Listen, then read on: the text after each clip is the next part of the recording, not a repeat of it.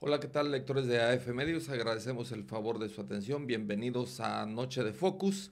Y como todos los miércoles, es un gusto saludar a Rubén. ¿Cómo estás? ¿Qué tal? Muchas gracias, Saúl. Como siempre, muy bien. Temas Gracias. interesantes que platicar en esta próxima media hora. Uno de los más relevantes en los últimos días o en las últimas horas, pues es este procedimiento que abre la Organización de las Naciones Unidas sobre desapariciones forzadas en México. Es un tema, pues por supuesto, coyuntural, que ha tomado mucha relevancia en el ámbito internacional, sobre todo con México, Sí. hacia el ámbito internacional en temas de seguridad.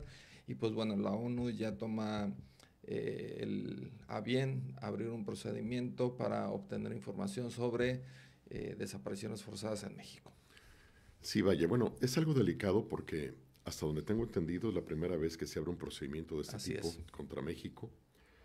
Y bueno, no contra México, contra las desapariciones forzadas en México. Aquí lo correcto hubiera sido reaccionar con mucha inteligencia, con mucha sensatez, intentar reconocer que existe el problema, porque lo hay, o sea, es Claro, evidente. claro. Digo, está la sociedad de testigos, están los medios de comunicación. Es obvio que han crecido las desapariciones en México. Hay muchos problemas así. Eh, que alguien ha intentado usar eso como un instrumento político también es cierto, pero no podemos negar un problema como tal, ¿verdad? Sin embargo, las reacciones que he visto no han sido las más afortunadas posibles. Eh, Vi por ahí una declaración que hasta descalificaban a la ONU como una instancia. Sí, que no tenía calidad moral, que Calidad no tenía, que moral. no servía para nada, etc, O etc. sea, y eso me parece muy lamentable. Me parece que no son declaraciones cerebrales, racionales, dignas de un momento delicado político en el país como es este. Y bueno, esto viene a ser como la cereza en el pastel, Esaú, con todo lo que se ha especulado, dicho, repetido, debatido en los últimos años, en los últimos meses, semanas, con respecto incluso lo más reciente, lo del rancho Izaguirre en Jalisco. Y bueno, ahora esto vuelve a poner el dedo en la llaga. Es cierto que existen las desapariciones forzadas en México. Es cierto que hay muchos miles de familias que están buscando desesperadamente a sus seres queridos. Y es cierto que esto se incrementó en los últimos años, digo, no se puede negar. Y ahora vamos a tener la visión, cuando de la ONU dice una cosa, quiere decir que el mundo va a estar al pendiente de qué es lo que se resuelve, ¿verdad? Claro. Y señala la ONU que no es, bueno, primero me parece que el gobierno de México y todos los del régimen, incluido políticos de la Cámara Baja, la Cámara Alta, Noroña y demás, acusaron recibo inmediatamente de este procedimiento, es decir, eh, se hicieron de la culpa, Se alteraron. se alteraron de manera, pues yo no lo veo coherente, pues, pero Ni inteligente. sí, se alteraron y empezaron a irse o a contestarle de una manera muy burda a la ONU, que en este caso, por ejemplo, Fernández Noroña, que es presidente de la Cámara Alta, pues él representa a la Cámara Alta, él no puede hablar Claro. como un militante o un defensor del régimen. Y pues se va contra la ONU y los descalifica de una manera pues muy baja, una respuesta de muy bajo nivel. Y la ONU hoy contesta y dice, bueno, no estamos en un juicio contra México ni contra el gobierno de México, ese es un procedimiento que se abre porque tenemos fundamento y tenemos denuncias fundadas que a nosotros nos permiten abrir este procedimiento de acuerdo al artículo 34 de la Convención Internacional, una convención que también México firmó y debe Así estar es. consciente Así es. de todas las legislaciones internacionales que México ha firmado y acepta como parte de su constitución. Pero me parece que sí están acusando recibo y fue innecesario. La otra es que es innegable, como bien dices, todo lo que ha sucedido, no solo en el sexenio anterior, hace de 2000 para acá, pongamos fechas para que la gente o nuestro auditorio pueda tener más en breve en la mente los temas, pero por ejemplo, tan solo en el sexenio anterior hay casi 120,000 desapariciones documentadas. Ahora, cabe señalar que las desapariciones forzadas es cuando se involucra el Estado mexicano, es decir, cualquiera de los tres niveles, municipal, estatal o federal, y tiene alguna responsabilidad en estas desapariciones. Cabe señalar que bastantes evidencias tenemos de que en México sigue habiendo desapariciones forzadas donde se han involucrado policías municipales, estatales, fiscalías, incluso el gobierno federal. Es innegable y no hay fundamentos, al menos así tan simples como los han soltado o han manifestado los defensores del sistema.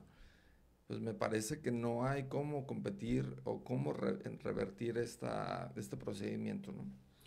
Sí, es bastante preocupante lo que comentas, Esaú, porque precisamente Fernández Noroña es presidente del Senado de la República y el Senado es la instancia de Estado, la instancia republicana de México, que atiende los temas internacionales. Exacto. ¿Verdad? Es parte de su obligación.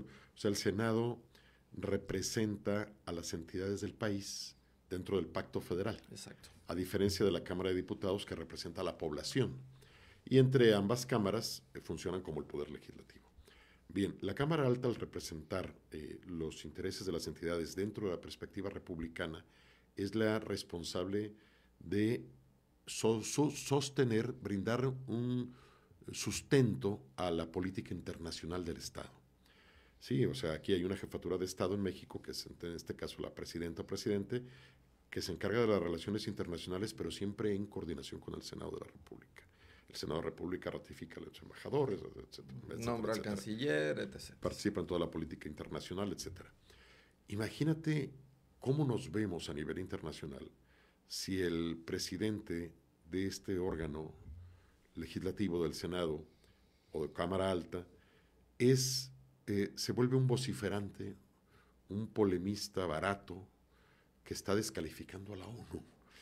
Digo, es algo medio fuera de focos. Es algo risible, es algo absurdo, parece una pantomima grotesca. Pero además, México tiene signados todos los documentos que forman parte de este tipo de procedimientos de la ONU.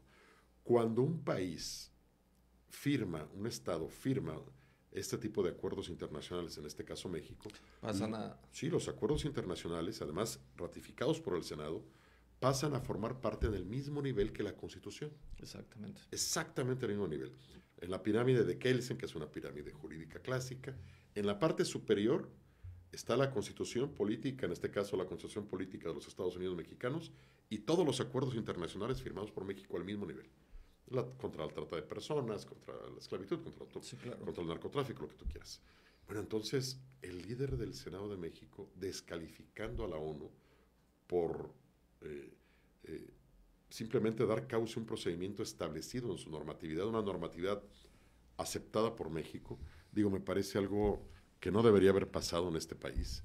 No deberíamos estar depositando el prestigio nacional en este tipo de personalidades tan ligeras, tan baratas, tan ruines, que no logran construir un discurso alternativo, coherente. Yo creo que se puede usar un lenguaje duro, directo, pero con inteligencia, ¿no? No, incluso estaba señalando que iba a pedir la destitución del titular del Comité de Desapariciones Forzadas en la ONU, o sea... Dios mío, o sea, no. Digo, el hombre está fuera de proporciones, ¿verdad? Sí, y lo otro que me preocupa es que el líder del Senado se autoperciba o se autonombre defensor y vocero del gobierno. Incluso él señala, en nuestro gobierno no ha habido... ¿Cómo dice eso el presidente del Senado? Él no es del gobierno. Él forma parte del partido, en todo caso, que formó el gobierno. Pero él debería tener un poquito más de cuidado republicano, ¿no? Porque Sí. él representa a esta Cámara en este momento. Entonces, él no es gobierno, él es una instancia de Estado, es una Y instancia mira, republicana. en el estado de Colima y fuera en los otros estados ya ha habido manifestaciones muy duras de parte de los colectivos de buscadores, de las madres de buscadores de desaparecidos. En Colima hoy el grupo de buscadoras señaló, pues se refirió de una manera muy ya dura en contra de las declaraciones del presidente del Claro, Senado, claro. porque señalan es evidente, bueno, dicen, nosotras estamos buscando a nuestros desaparecidos. O sea, Claro. ¿cómo desaparecieron? No sabemos, o sea, y entre ese universo de no saber cómo sucedió, está la posibilidad también de que hubieran sido desapariciones forzadas, ¿no? O No, claro. algún nivel de gobierno hubiera estado involucrado. Es lógico, ¿no? Digo, ninguna persona desaparece por voluntad propia. Las madres hubieran ya tenido noticias, les hubiera llamado el hijo, el esposo, el hermano, les hubiera dicho, estoy bien, ¿verdad? No se preocupen. Digo, si fuera una desaparición voluntaria, cosa que no cabe Claro. en este supuesto. Esa distinción que quiso hacer Noroña es patética, la verdad. No, incluso se puso a discutir, comenzó a pelear con la IA de X, Grok, y le señaló que pues mentía, ¿no? Que no tenía datos contundentes. Bueno, la IA le contesta y le dice, bueno, del 2018 hasta acá hay 120,000 desaparecidos, ¿no? Entonces, Eso me llamó mucho la atención, Esaú. Según algunas fuentes consultadas, hasta 2017 se contabilizaban 560 casos reconocidos por el Grupo de Trabajo sobre Desapariciones sí, Forzadas. en la ONU se de la tenían ONU. documentadas esas. Nada más esas. O sea, podría haber más, pero esas son las que tenía documentadas. Documentadas. Pero ahorita, de 2018 hacia acá, ¿cuántas se tienen registro? Más de 100,000, casi 120,000, Dios mío. de acuerdo a los datos de los propios colectivos y también de la comisión de búsqueda, ¿no? O sea, es un crecimiento exponencial. No se puede tapar el sol con un dedo. Ha habido un incremento radical en las desapariciones forzadas en México. Yo no quisiera que se interpretara esto que yo digo como un ataque vulgar a una administración, porque también hay que reconocer que también creció mucho la delincuencia organizada, Claro. ¿no? Y creció mucho. Claro, y no creció en este sexenio ni en el anterior. Ha habido un o sea, crecimiento sostenido durante muchos sí, años, así es. pero no podemos negar tampoco que se incrementó en los últimos años el número de desapariciones forzadas. Y esto se volvió de ser un problema, digamos, que estaba allí, que se mantenía, era como un virus que estaba en un estado permanente afectando a la población, pero de repente adquirió una virulencia especial, ¿verdad? Y se volvió un problema macro dentro del esquema de las políticas públicas de seguridad. Y ahora tenemos, 120,000 desapariciones forzadas, es un número que es para dar miedo. Sí, terrible. Pero me llama la atención que tanto el gobierno como el partido en el poder todavía no entiendan que descalificar por descalificar, cuando tenemos tantas cifras, tantos números, no les reditúa ni siquiera en la parte pública, en la imagen. O sea, No. descalificar así a ultranza, como lo han hecho cada que... No es incluso tuvo que rectificar la ONU o explicarles con peras y manzanas. No estamos juzgando a México, no estamos juzgando ni siquiera al gobierno. No es un juicio. Estamos abriendo un procedimiento porque tenemos fundamentos para hacerlo de acuerdo a los artículos que tenemos nosotros. Y es un tema de interés de la ONU, ¿no? Claro. Las desapariciones forzadas en el mundo. El otro día vi por ahí relacionado con ese tema, una declaración que dio el monero que se volvió ideólogo de Morena, Fisgón, el Fisgón, sí, algo así, ¿no? Que decía que todo lo del Rancho Izaguirre era un complot organizado por la derecha, un montaje organizado por la derecha para lastimar a la administración federal, al gobierno de Morena.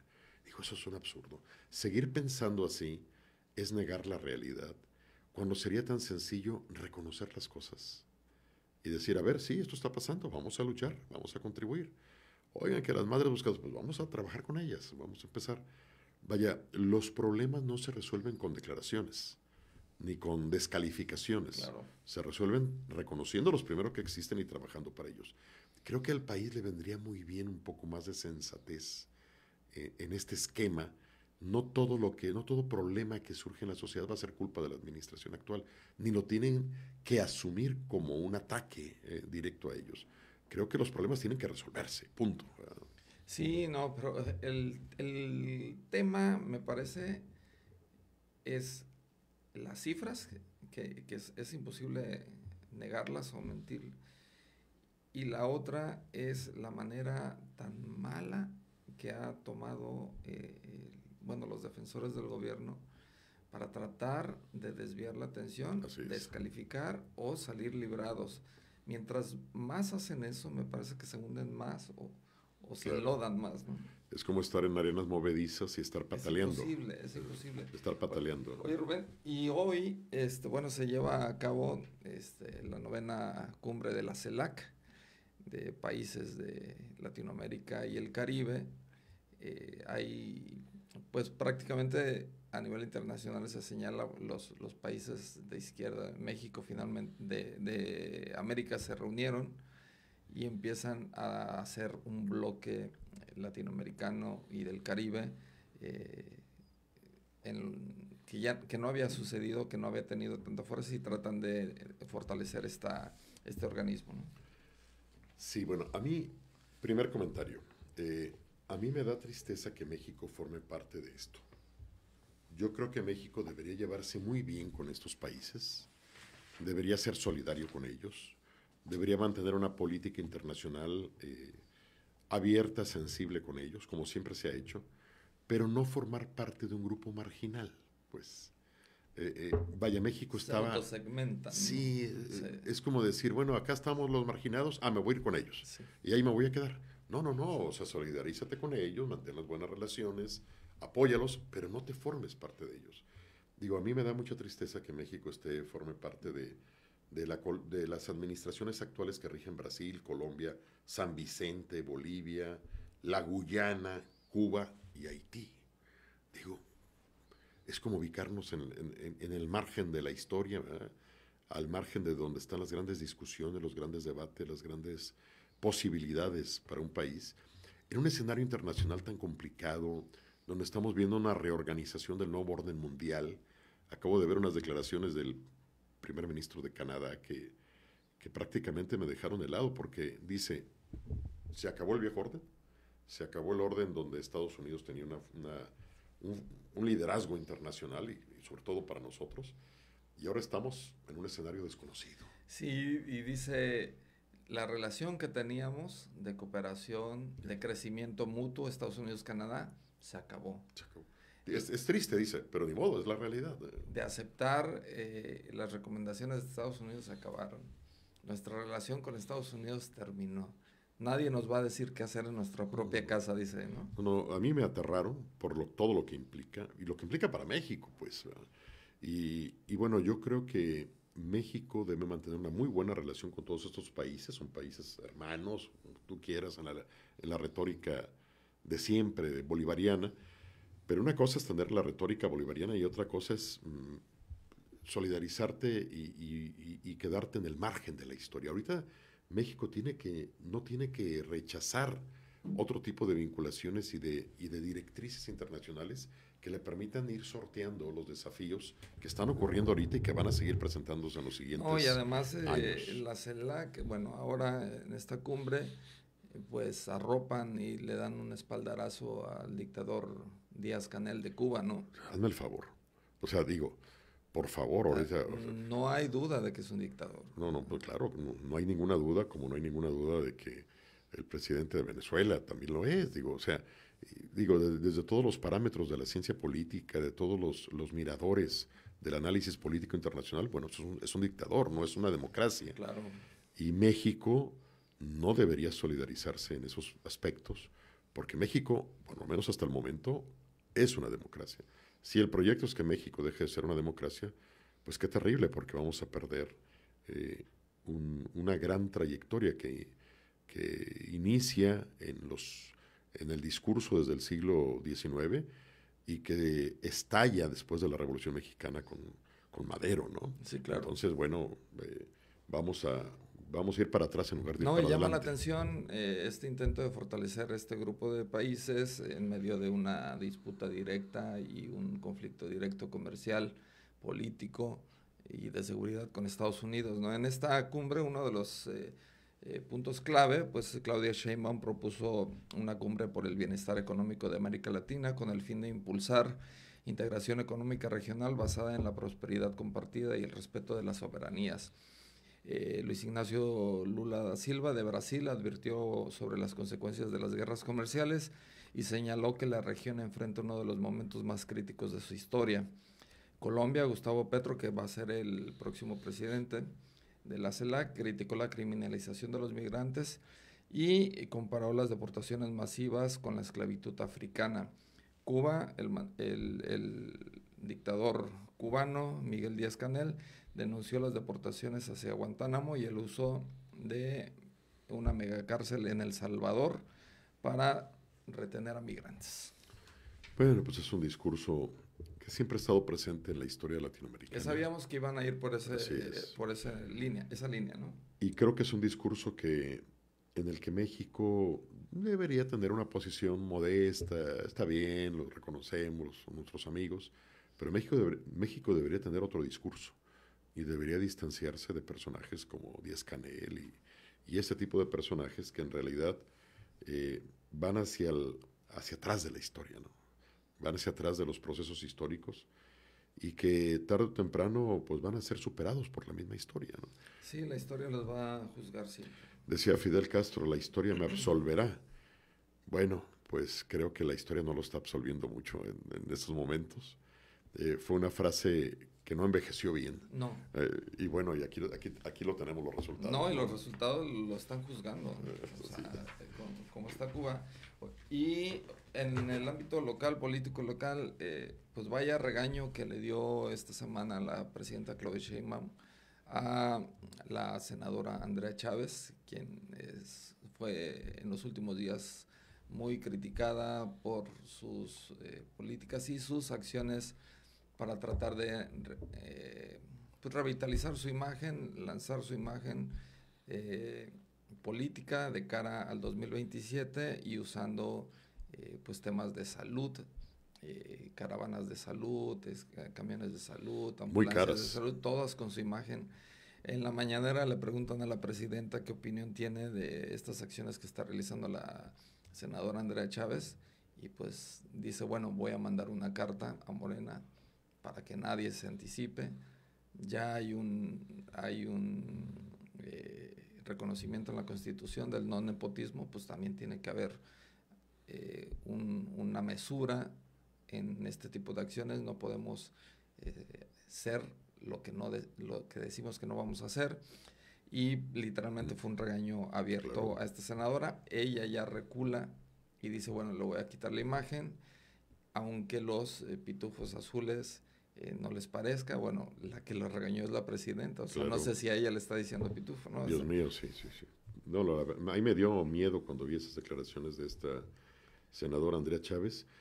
Esta senadora tiene un estilo muy brioso, muy echado para adelante. Y esos estilos briosos echados para adelante no siempre son lo mejor en política.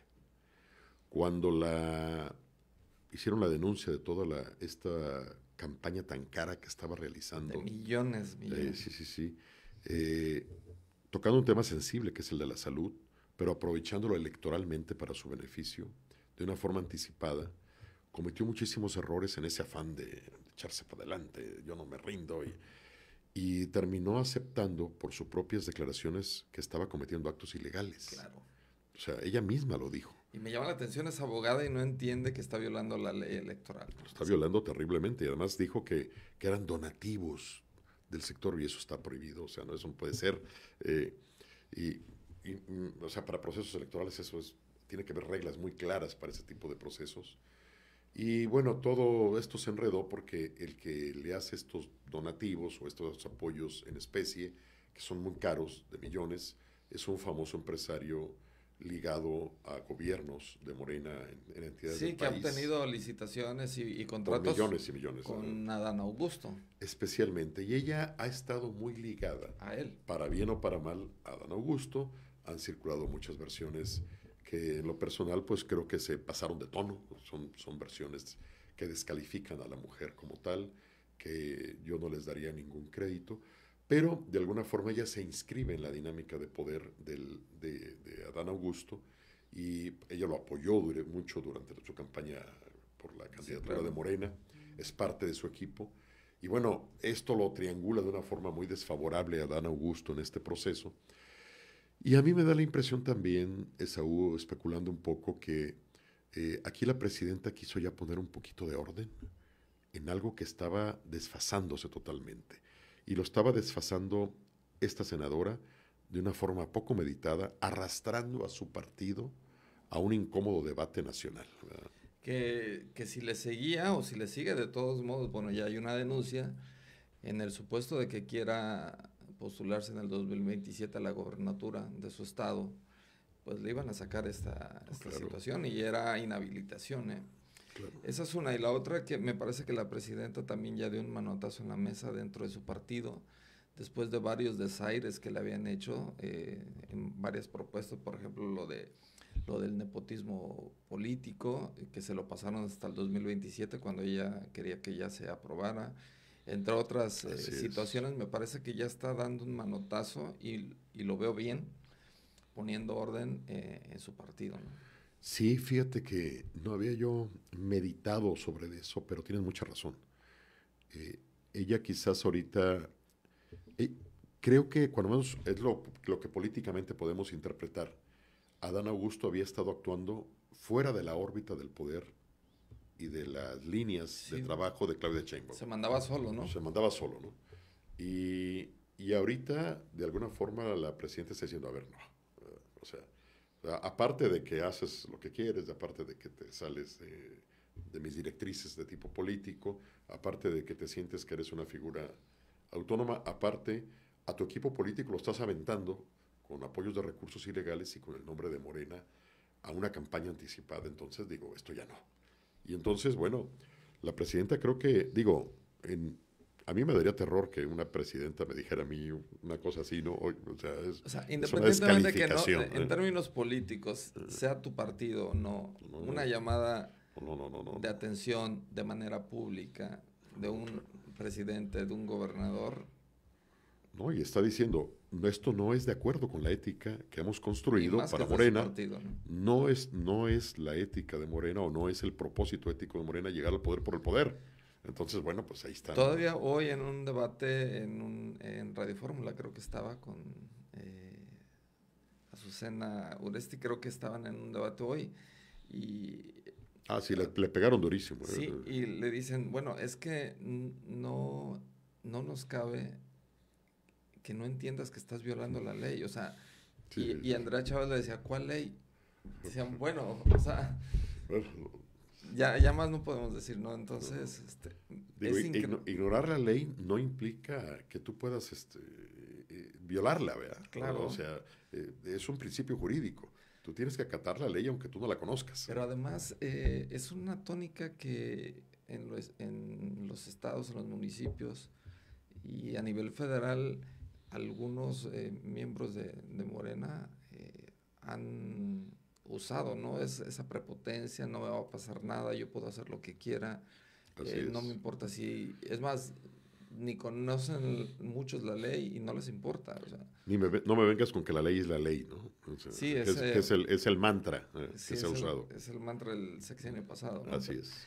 Pero sí llama mucho la atención esa tónica de distintos De políticos que, desprecio al orden en aras de un pragmatismo que no le deja nada bueno al país, vaya la verdad. Y no le deja nada bueno a Morena como tal no, tampoco. exactamente, le resta Así al es. partido en el poder, es más, no le ayudan a la presidenta. No, no, claro, eso es totalmente en contra.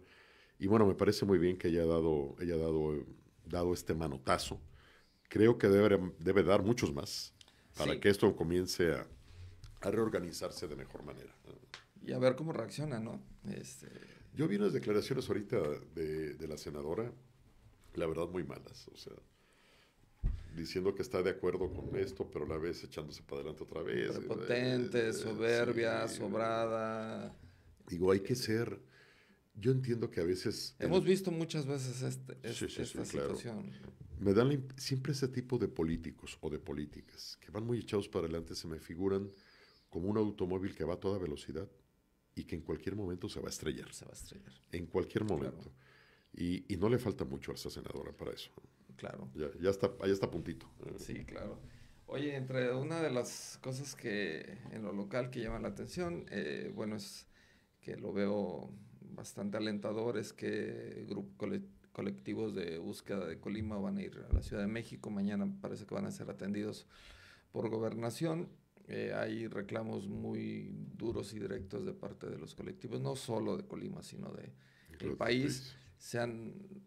Finalmente Gobernación se ha abierto un poco con este sector de la población muy sufrido, muy vapuleado de manera pública también por los políticos. Y me parece una luz ahí, una ventanita de luz en el camino, ¿no? Sí, bueno, digo, el trato siempre con los colectivos de búsqueda de personas siempre es difícil para todo gobierno. Claro. Para todo gobierno. ¿Por qué? Porque, bueno, son personas que tienen un problema grave, muy grave, en términos afectivos, humanos, espirituales, terrorífico, pues. O sea, no saber dónde está un ser humano querido es lo peor que le puede pasar a alguien, y más a una madre, ¿no? Vaya, es algo inconcebible. Entonces, obviamente, ellos son duros, son difíciles, son... Pero se han hecho así, por la claro, situación los ha hecho así. Totalmente justificado, ¿no? Pero vaya, es difícil para una institución de cualquier tipo, municipal, estatal o nacional, estar tratando con esos colectivos, pero la peor forma de tratar con esos colectivos es no hacerles caso. Hay que buscar la forma de hacerles caso. Porque además es obligación del Estado, o sea, el Estado tiene el monopolio de la violencia, tiene que hacerlo. Y hay que respaldarlos, yo sé que no todo va a ser miel sobre hojuelas, que siempre va a haber discusiones, descalificaciones, pero bueno, hay que intentar desplazarlos, atenderlos precisamente y no desplazarlos, respaldarlos y no ignorarlos, porque entonces esos problemas se van haciendo cada vez más grandes, hasta que se vuelve una bola de nieve difícil de controlar. Y ahora estos colectivos, tengo entendido que viajaron sin apoyo local, costeando su transporte con recursos propios, a este encuentro que van a tener en el ámbito de la Secretaría de Gobernación, precisamente para hablar sobre la situación de las entidades federativas, ¿verdad? Sí, yo creo que sí hace falta de los tres niveles un poquito gobierno, más de sensibilidad, un poquito más de ser más respaldo. Sensibles, solidarios con ellos. Bueno, es un infierno lo que viven. Es un infierno. Y bueno, ya veremos qué resultados hay de esta reunión, sí. Pero bueno, dentro del caos que tiene este tema, bueno, es una puerta. Y habrá que recordar que sí hay desapariciones en Colima. Claro. Sí las hay, no hay que negarlas. Se han hecho hallazgos macabros en Colima. Sigue habiendo desapariciones. Tlahuacán, Tecomán. Así es, sigue habiendo. La gobernadora dijo hace poco que las desapariciones en Colima iban a la baja. Yo no tengo los datos para hacer eso. Ella los debe tener y yo no creo que haya dicho una afirmación de ese tipo sin un sustento muy claro. Pero aquí la cosa no es que vayan a la baja las desapariciones, es que existen y se mantienen. Y mientras estas desapariciones se mantengan en el Estado, Colima sigue siendo, en muchos sentidos, un infierno para muchas familias. Sí, bueno, acá acabamos de tener un caso reciente de una menor de Piscila, que finalmente fue localizada en otro estado. Fuentes cercanas a seguridad pues nos señalaban que fue amenazada de alguna manera, de esas extorsiones tipo telefónicas, convencida para salirse de su casa. Pero bueno, es un tema muy delicado en todo el país y Colima no es la excepción. No es la excepción. ¿Y dónde se encontraron aquellas fosas aquí en Colima que fueron muy famosas hace unos años? Tecomán. En Tecomán, ¿verdad? En Tecomán. Y creo que también en Ixtlahuacán hubo un caso similar. Y en Armería también, cerca de del río Armería. Se me olvida el nombre de la comunidad. Pristlaucán, Tecumán, Armería, y hace poco se encontró una fosa clandestina en Villa de Álvarez, ¿no? Dios mío. Vaya, quiere decir que los cuerpos ahí están y no se han encontrado a lo mejor muchas personas. Y eso indica que Colima sigue estando digamos, un foco rojo de atención que no debemos soslayar, que tenemos que preocuparnos por estar atentos.